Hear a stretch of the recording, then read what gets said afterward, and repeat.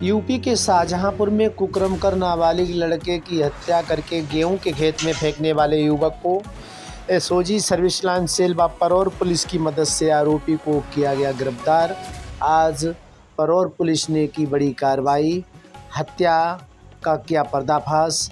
वादी द्वारा अपने घर के सामने खेलते समय अपने नाबालिग पुत्र के गायब हो जाने पर परिजनों के द्वारा शाम तक न मिलने पर थाने में दी गई तहरीर के आधार पर मुकदमा संख्या 36/2025 धारा 137 BNS पंजीकृत किया गया था।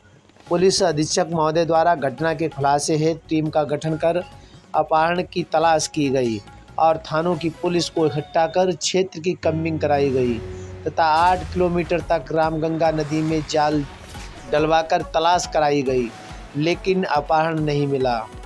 तीसरे दिन अपहरणता की फटी शर्ट के घर के पास गोपालगंज जाने वाले मार्ग पर मिली थी, जिसकी जेब से बुलबुल बीड़ी के कागज़ के टुकड़ों पर कुछ टूटे फटे शब्द लिखे मिले। वह कागज़ को पढ़कर महसूस हुआ कि लिखे गए शब्द किसी बाएं हाथ से लिखने वाले के कम पढ़े लिखे व्यक्ति के द्वारा लिखे गए हैं। दिनांक 5/4/2025 को सूरजपाल के खेतों में एक बच्चे की खोपड़ी, कुछ हड्डियां, बाल व लोवर आदि मिले थे, जिसमें परिजनों को बुलाकर पहचान कराई गई थी। तो परिजनों के द्वारा बताया गया था कि उक्त कपड़े खोपड़ी का कंकाल उनके पुत्र का है तथा शर्ट से मिले लिखे गए शब्द किसी बाएं हाथ से लिखने वाले कम पढ़े लिखे व्यक्ति के द्वारा लिखे गए हैं। इस बिंदु पर जांच करते हुए बाएं हाथ से लिखवाने वालों से भी पूछताछ की जा रही थी। इसी क्रम में अभियुक्त का सगा नाबालिग भांजा, जो बाएं हाथ से ही लिखता है, उससे लिखवा कर देखा गया तथा पूछताछ की गई तो उसे ये बात बताने में अधिक देर नहीं लगाई।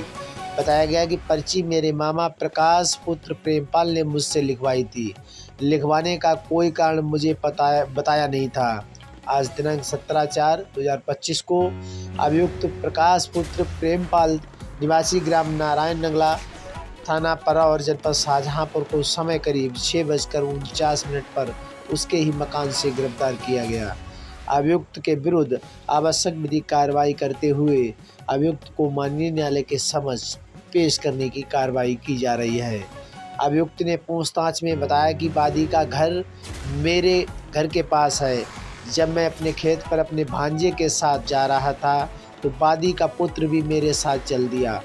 कुछ दूर जाकर मेरे मन में गंदे विचार आ गए।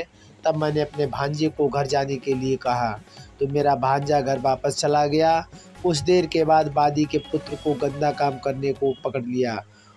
तब उपरोक्त जोर जोर से शोर मचाने लगा तथा ये बात अपने मम्मी पापा को बता दूंगा। तब मैं घर के बाहर बताने के डर से घबरा गया और बच्चे का मुंह व गला दबा दिया, जिससे बच्चे की मौके पर ही मृत्यु हो गई।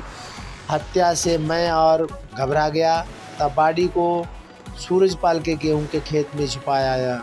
अगले दिन काफ़ी पुलिस देखकर रात में नींद नहीं आई तो मैं मृतक की शर्ट निकालने गया तो बॉडी अकड़ गई थी, जिससे शर्ट को फाड़ कर निकालना पड़ा। शर्ट फाड़ कर निकालते समय घटनास्थल पर बटन टूटकर गिर गए थे तथा उसे अगले दिन मैंने अपने भांजे से बुलबुल बीड़ी के बंडल के कागज़ पर कुछ शब्द लिखवाकर फटी शर्ट के जेब में रखवाकर गोपालगंज जाने वाले रास्ते पर पुलिस व घर वालों का दिमाग घुमाने के लिए डाल दी थी, ताकि उनको शक ना हो, ये भी पता ना चल जाए कि ये बच्चा मर चुका है। अभियुक्त से पूछताछ में शर्ट फाड़ने का जो तरीका बताया उससे ऊपर का बटन नहीं टूटता, जिसके बारे में पूछा गया तो बटन कैसे टूटा तो अभियुक्त ने बताया ये बटन अपने घर पर ही तोड़ा था और मैं घर पर उस बटन की तलाश की गई तो वो अभियुक्त के घर से बरामद